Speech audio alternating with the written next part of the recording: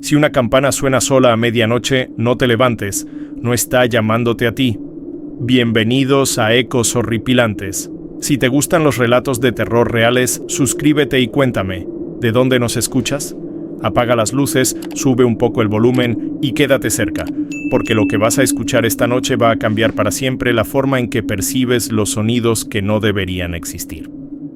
Hay objetos en este mundo que fueron creados con un propósito siniestro, herramientas diseñadas para comunicarse con lo que está más allá de la muerte, y cuando alguien los encuentra por casualidad, descubre que la curiosidad puede convertirse en la puerta de entrada al horror más absoluto. Lugar real: Sierra Mix, Oaxaca. Relato enviado por Mateo R., topógrafo de caminos. Esta es la historia de La campana que no debes tocar, un testimonio que llegó a nosotros acompañado de fotografías que ninguna mente racional puede explicar. Porque a veces, cuando menos lo esperamos, nos topamos con vestigios de rituales ancestrales que nunca debieron ser interrumpidos, objetos que han estado esperando pacientemente durante décadas a que alguien cometa el error de tocarlos. Y cuando eso sucede, cuando cruzas esa línea invisible entre la curiosidad y la maldición, descubres que hay cosas en las montañas de México que prefieren permanecer enterradas junto con los muertos que una vez las utilizaron. Mateo nunca había esperado que su trabajo como topógrafo lo llevara a un lugar tan apartado como San Cristóbal de las Montañas, en Michoacán. La casita de adobe que alquiló estaba perdida entre cerros brumosos, donde el silencio se volvía tan denso que podías escuchar tu propio pulso. Era perfecta para concentrarse en los mapas, lejos del ruido de la ciudad y las distracciones modernas. El terror de la soledad no lo asustaba. Después de tantos años midiendo terrenos inhóspitos, había aprendido que la naturaleza guardaba sus propios secretos. Lo que no sabía es que algunos secretos prefieren quedarse enterrados. El primer día, mientras acomodaba sus instrumentos en el desván polvoriento, algo brilló débilmente entre las vigas carcomidas. Una campanita de bronce, no más grande que su puño, colgaba de un cordel gastado como si alguien la hubiera escondido ahí a propósito. El metal estaba manchado por el tiempo, pero conservaba grabados extraños que parecían formar símbolos que no lograba descifrar. Mateo la tomó entre sus manos y sintió un frío extraño que le subió por los brazos, como si el objeto hubiera estado esperando décadas a que alguien lo encontrara. El horror de ese momento no fue inmediato, sino una sensación sutil que se deslizó por su espina dorsal. La casita parecía respirar diferente desde que había tocado esa campana, como si algo se hubiera despertado en sus paredes de adobe. Los sonidos nocturnos cambiaron. Ya no era solo el viento entre los pinos, sino algo más denso, más consciente. Mateo colgó la campanita en la sala, pensando que podría ser un amuleto de buena suerte dejado por los antiguos inquilinos. Lo que no sabía es que algunos objetos no se encuentran por casualidad, ellos nos encuentran a nosotros. Y esta campana había estado esperando mucho tiempo por alguien como él, alguien que viviera solo en esa casa donde los muros guardaban ecos de rituales olvidados. Al día siguiente, cuando doña Esperanza llegó a cobrar el alquiler, sus ojos se clavaron inmediatamente en la campanita que colgaba de la viga principal.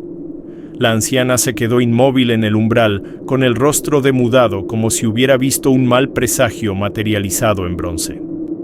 Sus manos arrugadas temblaron ligeramente mientras se persignaba 3 veces, murmurando oraciones en una lengua que Mateo no reconocía. El terror se apoderó del ambiente cuando ella señaló la campana con un dedo torcido, negando repetidamente con la cabeza.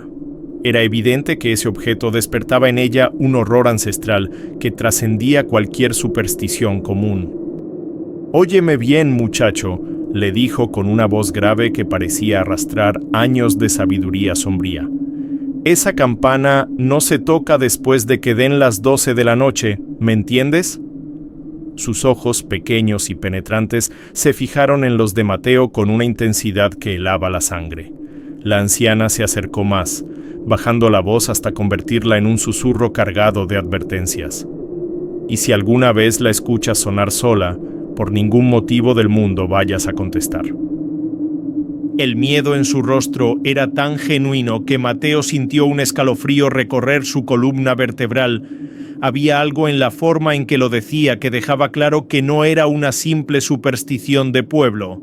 Doña Esperanza se marchó sin explicar más, pero antes de cruzar la puerta se volvió una última vez hacia él. En esta sierra, las cosas que suenan en la madrugada no siempre son de este mundo, murmuró, y su voz se perdió entre el viento que empezaba a silbar entre los pinos. Mateo se quedó solo con la campanita, que ahora parecía más pesada, más amenazante, como si las palabras de la anciana hubieran despertado algo dormido en su metal oxidado. El horror de no saber qué significaba esa advertencia comenzó a crecer en su pecho como una semilla oscura. Esa noche, cuando las sombras se alargaron por toda la casa, Mateo no pudo evitar mirar hacia la campana cada pocos minutos, esperando algo que no sabía si quería ver. La primera señal llegó 3 noches después, cuando Mateo despertó sobresaltado por un olor extraño que invadía la habitación. Era humedad, pero no la humedad normal de las montañas. Esta tenía algo más, un aroma metálico y dulzón que se pegaba a la garganta como miel podrida. El aire se había vuelto denso y frío, circulando en espirales invisibles alrededor del marco de la puerta principal, como si algo estuviera respirando del otro lado. El terror comenzó como una punzada sutil cuando se dio cuenta de que todas las ventanas estaban cerradas y no había corriente de aire que explicara esa sensación. Era como si la casa misma hubiera desarrollado pulmones y ahora inhalara y exhalara con un ritmo propio, ajeno a todo lo natural. Cada mañana al despertar Mateo notaba que la campanita había cambiado ligeramente de posición.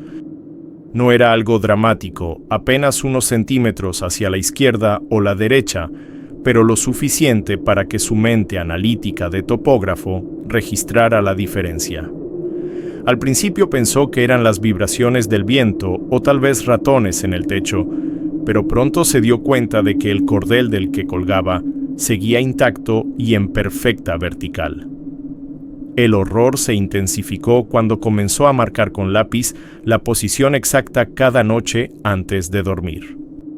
Sin falla, al amanecer, la campana había girado exactamente 30 grados hacia el este, hacia donde salía el sol, como si algo la orientara deliberadamente en esa dirección durante las horas más oscuras.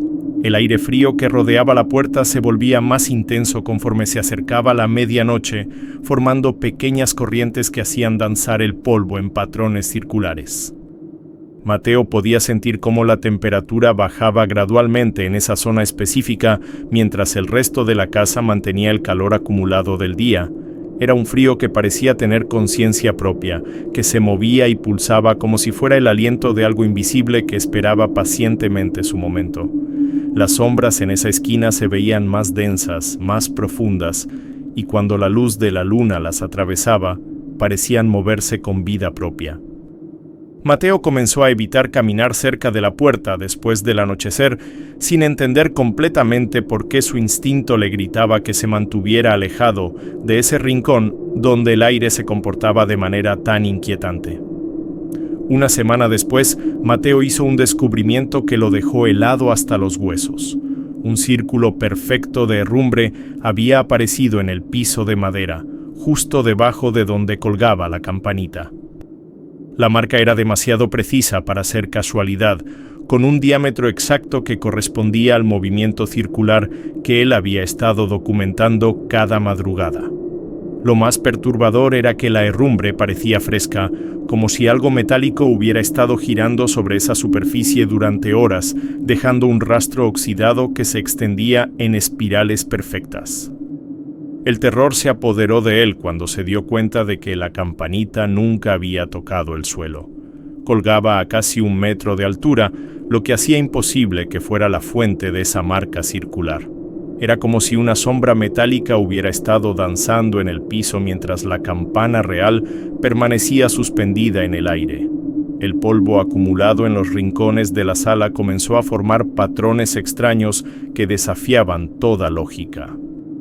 No eran las acumulaciones aleatorias que uno esperaría ver. Estos diseños tenían forma semicircular, como si alguien hubiera estado barriendo el polvo con movimientos precisos durante la noche. Mateo fotografió cada formación, observando cómo los granos se disponían en arcos perfectos que rodeaban el círculo de herrumbre del centro. El horror se intensificó cuando notó que estos símbolos semicirculares se renovaban cada amanecer, más definidos y complejos, como si fueran mensajes dejados por algo que utilizaba el polvo como su medio de comunicación. Las partículas parecían haberse organizado con una intención deliberada, creando un lenguaje silencioso que él no podía descifrar. La madera del piso empezó a mostrar otras marcas inexplicables, pequeñas hendiduras circulares que aparecían alrededor del círculo principal, como si algo pesado hubiera estado girando y presionando la superficie durante horas. Cada marca era diferente en profundidad, pero todas seguían el mismo patrón circular, creando una especie de reloj siniestro marcado en el suelo de su sala. El metal de la campanita comenzó a mostrar un brillo extraño durante las noches, como si absorbiera algún tipo de energía invisible que se manifestaba en esos rastros físicos. Mateo se encontró obsesionado con documentar cada nueva aparición, sin darse cuenta de que al prestar tanta atención a estos fenómenos, estaba alimentando algo que crecía más fuerte con cada noche que pasaba. La casa había comenzado a llevar un registro físico de una presencia que se manifestaba a través de círculos, polvo y metal oxidado. Cuando Mateo mostró las fotografías de las marcas a Doña Esperanza, el rostro de la anciana se descompuso como si hubiera visto la confirmación de sus peores temores. Sus manos temblaron al sostener las imágenes, y por un momento largo y angustiante solo se escuchó el silencio pesado de la montaña que los rodeaba. «Ay, muchacho, ya empezó», murmuró con una voz cargada de una tristeza ancestral, como si hubiera presenciado esta misma escena décadas atrás. El terror se apoderó del ambiente cuando ella comenzó a contar con voz quebrada la verdadera historia de esa campanita que había permanecido oculta en el desván durante tanto tiempo. Sus palabras llevaban el peso de tradiciones que se transmitían en susurros entre las familias de la sierra, historias que preferían mantenerse enterradas junto con los muertos. «Esa campana no es cualquier cosa, hijo», le explicó mientras se persignaba repetidamente. «Es un llamador de almas que usaban en los velorios más antiguos de estas montañas cuando la gente creía que los difuntos necesitaban ayuda para encontrar su camino». Sus ojos se llenaron de un miedo profundo mientras le contaba cómo los antiguos habitantes utilizaban estas campanitas especiales para comunicarse con el más allá durante las ceremonias fúnebres. El horror se intensificó cuando Doña Esperanza le explicó que quien respondía al tañido de esa campana quedaba comprometido para siempre, obligado a acompañar a lo que buscaba entrar desde el otro lado. Era un pacto involuntario que se sellaba con el simple acto de contestar a su llamado, un contrato que no podía romperse una vez establecido. Las palabras de la anciana resonaron en la mente de Mateo como ecos de una maldición que ya había comenzado a tejerse a su alrededor. Los que usaban estas campanas sabían exactamente qué estaban haciendo, continuó Doña Esperanza con voz temblorosa. Pero tú no, muchacho, tú no sabías que al tocarla la primera vez ya habías abierto la puerta. El terror puro se apoderó de Mateo cuando comprendió que su curiosidad inicial había sido el primer paso de un ritual que no conocía. La anciana le explicó que esas campanitas funcionaban como anzuelos espirituales, diseñadas para atraer a almas perdidas que buscaban un cuerpo vivo donde refugiarse durante las noches más frías de la montaña. Cada movimiento nocturno, cada marca en el suelo, cada formación de polvo, era evidencia de que algo del otro lado había aceptado la invitación involuntaria que él había extendido. Ahora solo quedaba esperar a que esa presencia reuniera la fuerza suficiente para manifestarse completamente, y cuando eso sucediera, la campanita sonaría por sí sola, pidiendo permiso para entrar de una vez por todas. 3 días después de la revelación de Doña Esperanza, Mateo conoció a Salvador, un paramédico voluntario que subía cada semana por el sendero serpenteante para llevar medicamentos a las comunidades más apartadas de la sierra. Era un hombre curtido por años de guardias nocturnas y emergencias médicas, alguien que no se asustaba fácilmente y que había visto suficiente sufrimiento humano como para distinguir entre fantasías y realidades peligrosas. Cuando Mateo le mencionó la campanita y los extraños fenómenos, Salvador se detuvo en seco, con una expresión que mezcló reconocimiento y horror. Sus ojos se endurecieron como los de alguien que había enfrentado algo que prefería olvidar, pero que no podía borrarse de su memoria. El terror se hizo tangible cuando Salvador comenzó a hablar con la voz entrecortada de quien ha estado demasiado cerca de lo sobrenatural. Hace como 3 meses, durante una guardia nocturna aquí arriba, escuché ese tañido, confesó Salvador mientras miraba nerviosamente hacia la casa, como si temiera que la campanita pudiera escuchar su testimonio. Fueron 3 sonidos lentos, muy claros, que llegaron desde tu casa cuando eran exactamente las 12 de la noche. Su relato confirmó las peores sospechas de Mateo. No era el único que había percibido la actividad sobrenatural de la campanita. Salvador le contó cómo había sentido una compulsión casi irresistible de responder a ese llamado, como si algo invisible tirara de él hacia la casa con una fuerza que trascendía su voluntad. El horror en su voz era auténtico cuando describió la lucha interna que había librado esa noche, resistiéndose al impulso magnético que lo empujaba a caminar hacia la fuente de ese sonido inquietante.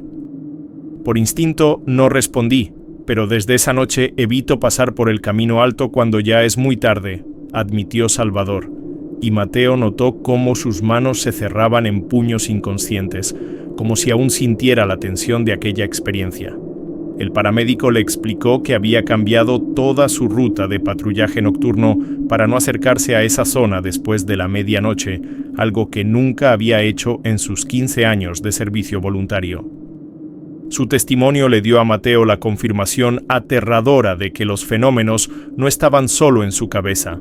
Había un testigo externo, alguien entrenado para mantener la calma en situaciones extremas que había experimentado el mismo terror inexplicable. Salvador se despidió con una advertencia que resonó como un eco siniestro. Si vuelves a escuchar esa campana, hagas lo que hagas, no vayas a contestar. Sus palabras llevaban el peso de alguien que sabía exactamente qué consecuencias podría traer ignorar esa regla fundamental de supervivencia en la sierra.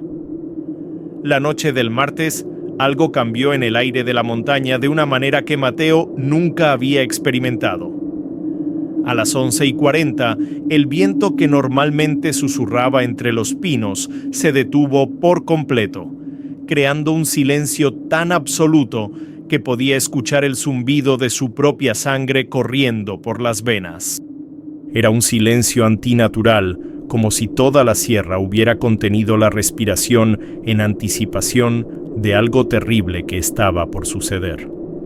El terror comenzó a crecer en su pecho cuando se dio cuenta de que ni siquiera los grillos se atrevían a romper esa quietud siniestra.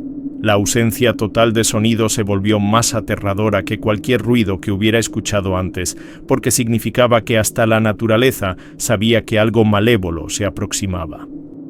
Una neblina densa comenzó a filtrarse por las rendijas de la puerta y las ventanas, moviéndose con una intención deliberada que desafiaba todas las leyes de la física. No era la niebla normal de la montaña. Esta tenía una consistencia casi líquida y se deslizaba por el piso como dedos fantasmales, explorando cada rincón de la casa. Mateo observó con horror creciente cómo la neblina se concentraba especialmente alrededor de la campanita, envolviéndola en espirales perfectas que parecían pulsar con vida propia. El aire se volvió tan espeso que respirar se convirtió en un esfuerzo consciente, y cada inhalación traía consigo ese olor metálico y dulzón que ahora reconocía como el aroma de lo sobrenatural. La temperatura bajó tan drásticamente que pudo ver su propio aliento, mientras la neblina seguía entrando por lugares donde no debería ser posible. Exactamente a medianoche, el silencio se rompió con el primer tañido de la campanita, un sonido grave y resonante que atravesó sus huesos como una vibración ancestral.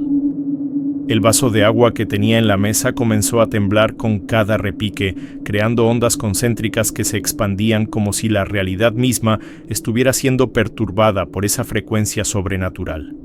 Mateo observó con terror absoluto cómo el metal de la campanita comenzó a sudar, literalmente a exudar gotas de una humedad que no podía ser condensación normal. Fueron 3 tañidos lentos, separados por intervalos exactos, cada uno más potente que el anterior, y con cada sonido la neblina se espesaba más, la temperatura bajaba otro grado y algo invisible pero innegablemente presente se acercaba más a la realidad física.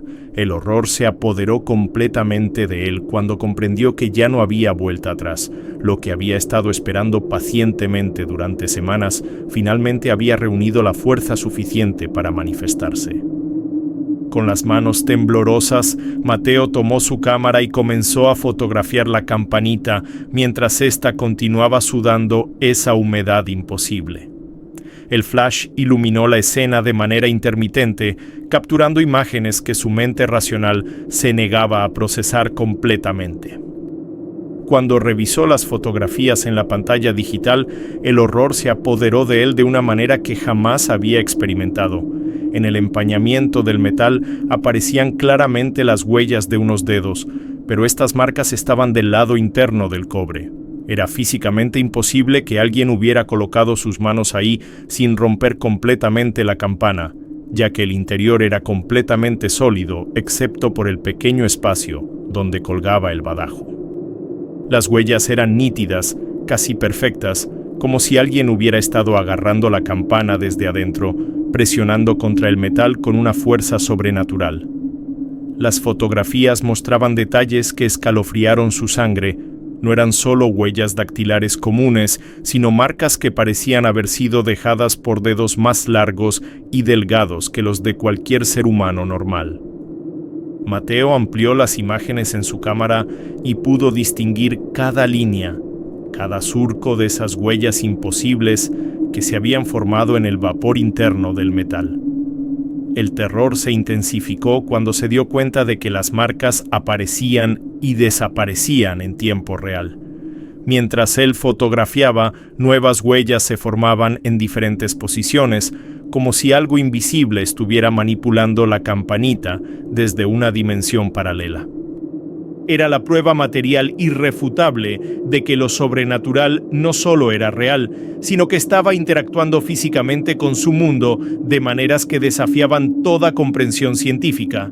Cada nueva fotografía revelaba más detalles perturbadores. Las huellas no solo estaban en el interior del cobre, sino que parecían moverse y cambiar de posición entre una imagen y otra. Mateo documentó compulsivamente cada manifestación, sin darse cuenta de que su obsesión por obtener evidencia estaba alimentando la presencia que se manifestaba a través de la campanita. Las gotas de condensación interna comenzaron a formar patrones más complejos, creando diseños que parecían jeroglíficos de una civilización perdida, mensajes dejados por algo que utilizaba la humedad como su medio de escritura. El horror absoluto llegó cuando Mateo se dio cuenta de que las huellas digitales no aparecían de manera aleatoria, se estaban organizando en secuencias como si algo estuviera tratando de agarrar la campana desde adentro para hacerla sonar con más fuerza.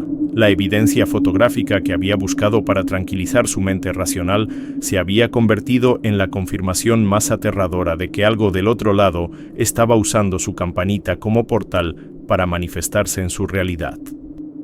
Al día siguiente, doña Esperanza llegó a la casa con una bolsa de tela negra y una expresión grave que reflejaba décadas de conocimiento ancestral sobre lo sobrenatural.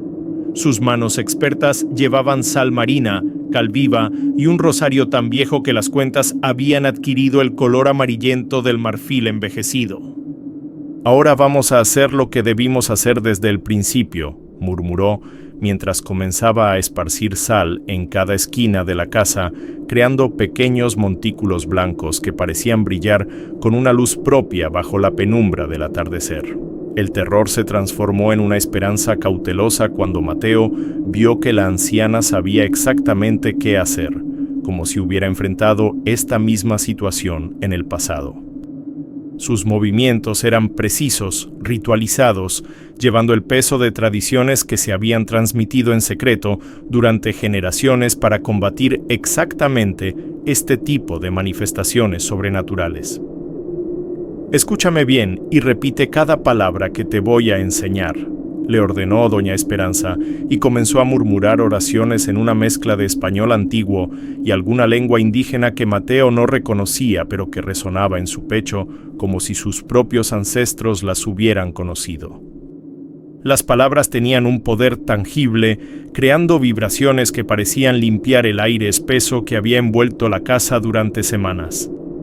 Mateo repitió cada frase, sintiendo cómo su voz se fortalecía con cada repetición, como si las oraciones fueran escudos invisibles que se construían alrededor de su espíritu. El horror comenzó a retroceder ligeramente cuando la anciana esparció cal viva mezclada con sal alrededor del círculo de herrumbre, creando una barrera física que chisporroteaba y humeaba al entrar en contacto con la energía sobrenatural que impregnaba esa zona del piso. La parte más crucial del ritual llegó cuando doña Esperanza sacó de su bolsa una manta negra tejida con hilos que parecían absorber la luz del ambiente.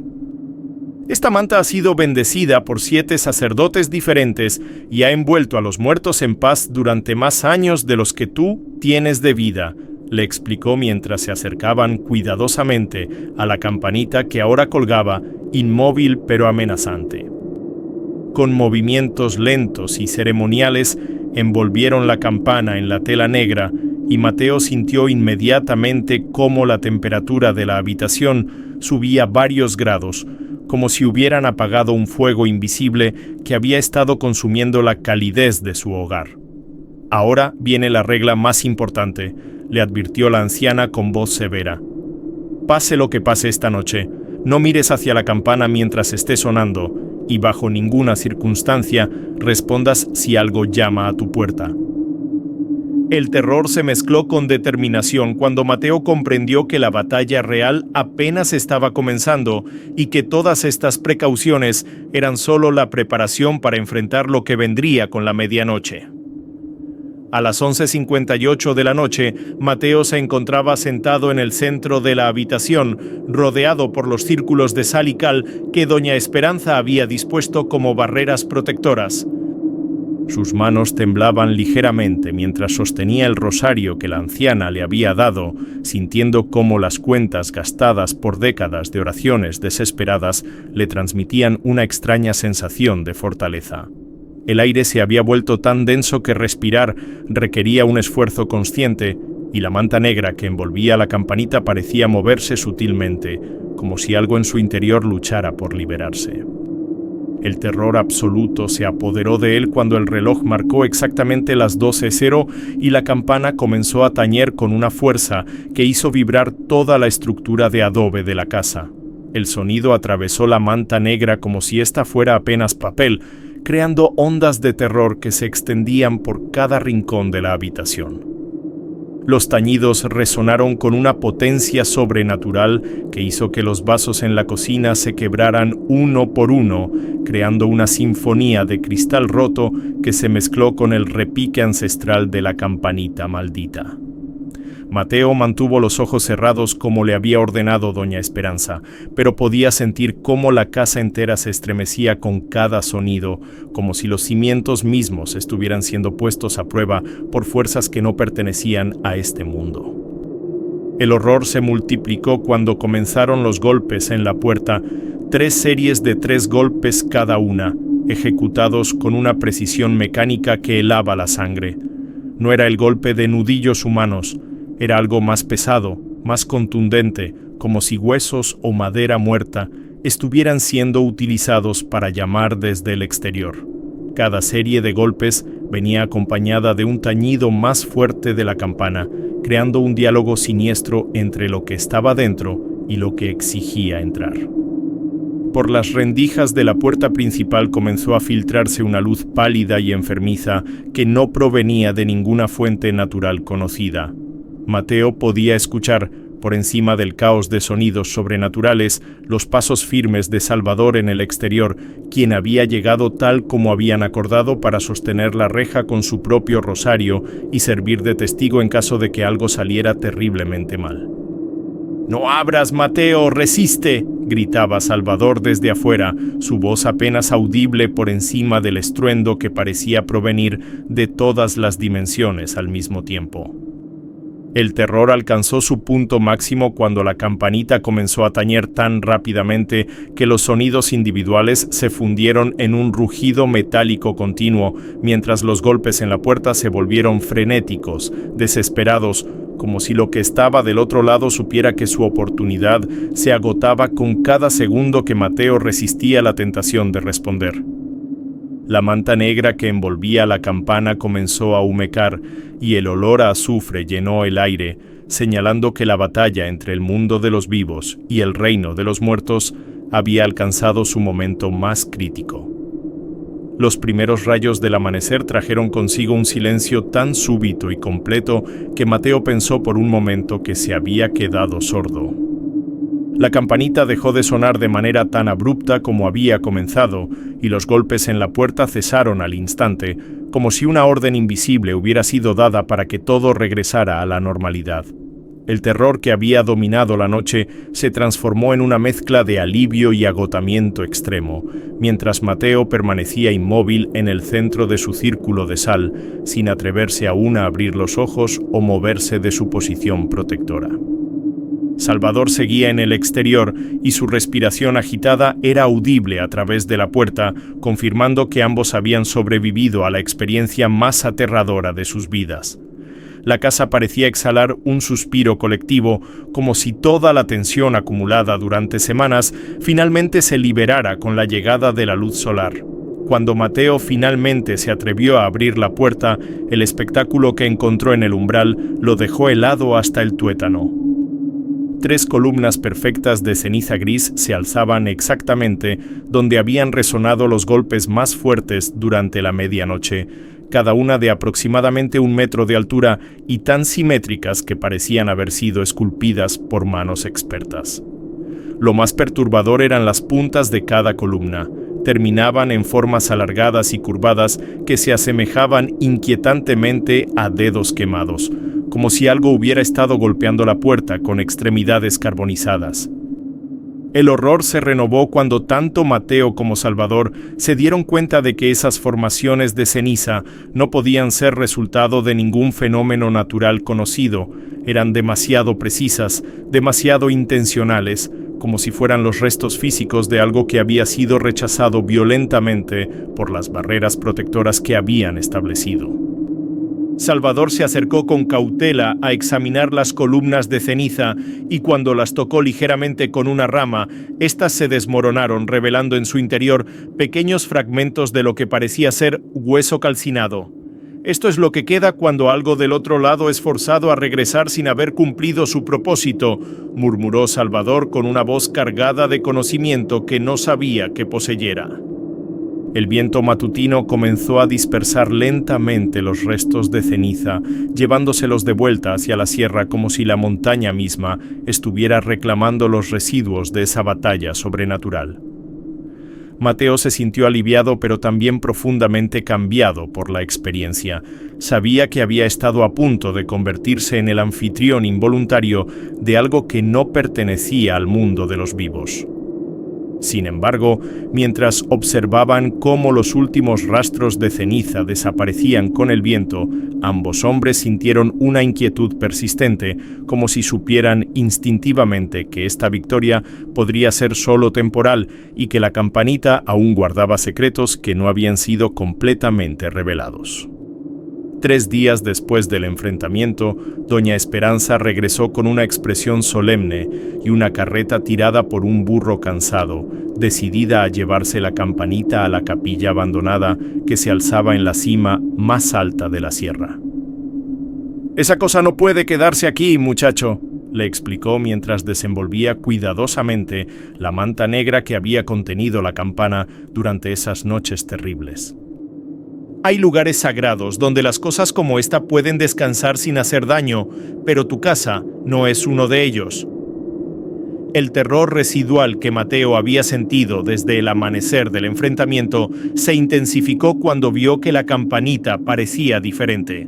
Su bronce había adquirido un tono más oscuro, casi negro, como si hubiera sido expuesta a fuegos infernales durante su batalla por manifestarse. Salvador, que había permanecido cerca durante estos días por precaución, observaba nerviosamente mientras la anciana preparaba el traslado con la solemnidad de quien maneja explosivos. Cuando doña Esperanza levantó la campanita para colocarla en su carreta, algo inexplicable sucedió que hizo que tanto Mateo como Salvador retrocedieran instintivamente varios pasos. La campana, que durante semanas había sido un objeto pequeño que cabía perfectamente en la palma de una mano, ahora parecía pesar muchísimo más de lo que su tamaño podía explicar. La anciana tuvo que hacer un esfuerzo considerable para levantarla, y sus brazos temblaron bajo un peso que desafiaba toda lógica física. «Se ha llenado», murmuró doña Esperanza con una mezcla de temor y respeto ancestral. «Se ha llenado con todo lo que no pudo llevarse esa noche». Daisy, el horror de comprender lo que esto significaba, se apoderó de Mateo. La campanita no solo había servido como portal, sino que ahora contenía en su interior toda la energía sobrenatural que había sido rechazada durante el enfrentamiento nocturno. El viaje hacia la capilla abandonada se sintió como un funeral en reversa, con la carreta moviéndose lentamente por senderos que parecían resistirse al paso de la campanita maldita. Los animales del bosque se alejaban del camino y hasta los pájaros dejaban de cantar cuando la procesión pasaba cerca de sus territorios, como si toda la fauna de la sierra pudiera percibir la naturaleza peligrosa de lo que transportaban. Mateo acompañó a doña Esperanza hasta la capilla, un edificio de piedra que había sido construido siglos atrás para contener precisamente este tipo de objetos sobrenaturales que no podían ser destruidos, pero sí contenidos. Mientras depositaban la campanita en un nicho especial rodeado de símbolos protectores tallados en la roca, Mateo sintió un alivio profundo, pero también una inquietud persistente. Sabía que había otros objetos similares esperando en otros desvanes, otras casas, otros lugares donde la curiosidad humana podría despertarlos nuevamente. La sierra guardaba muchos secretos, y la campanita había sido solo el primero de muchos que podrían salir a la luz cuando alguien más decidiera explorar lo que debería permanecer enterrado para siempre. Si alguna noche algo te llama con un sonido que no debería existir, no respondas. La sierra guarda cosas que solo necesitan tu nombre para entrar, objetos malditos que han estado esperando durante décadas el momento perfecto para encontrar a su próxima víctima.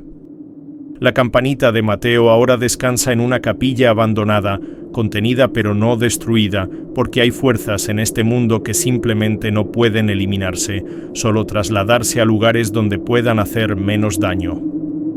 Pero dime, ¿has vivido algo similar con objetos que suenan solos durante la madrugada? ¿Alguna vez has encontrado algo en el desván de una casa antigua que te haya dado esa sensación inexplicable de terror? Cuéntanos en los comentarios si has experimentado fenómenos paranormales con objetos que parecían tener vida propia, porque cada relato que compartes nos ayuda a entender mejor estos misterios que desafían toda lógica. ¿Crees que Mateo hizo lo correcto al resistirse a responder esa noche, o piensas que debería haber investigado más a fondo lo que realmente quería esa presencia? Suscríbete a Ecos Horripilantes y activa las notificaciones para seguir recibiendo historias tan aterrorizantes como esta, relatos reales que llegan desde los rincones más oscuros de Latinoamérica, donde lo sobrenatural se mezcla con la tradición ancestral. Comparte este video con quien pase noches a solas en casas antiguas, porque nunca sabes cuándo podrían necesitar saber qué hacer si encuentran algo que no deberían tocar.